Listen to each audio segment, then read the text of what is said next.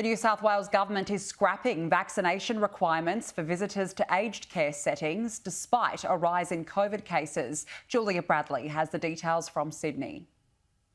From Monday, visitors to residential aged care facilities will no longer need to be vaccinated after Chief Health Officer Dr Kerry Chant made changes to the New South Wales Public Health Order. It means that individual aged care facilities will be able to decide whether it's recommended visitors be vaccinated.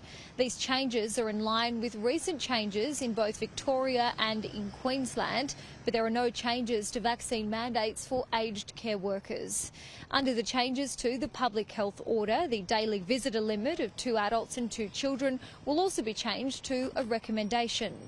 COVID cases across Australia are climbing, particularly in New South Wales. So some doctors and aged care workers are calling on the New South Wales government to reverse the decision, saying that it's leaving some of our most vulnerable in the community at risk.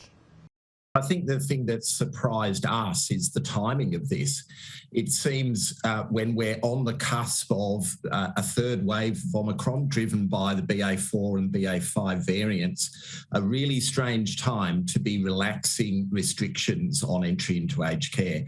We've had over 2,000 older people who are residents of aged care die this year because of COVID.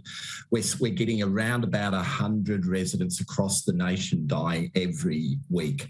In the 24 hours to Thursday, more than 14,000 new COVID infections were recorded in New South Wales and 36 more people died with the virus. More than 2,000 people are in hospital with COVID seeking treatment. There are more than 800 COVID outbreaks at aged care facilities across the country. That's more than a quarter of all aged care facilities.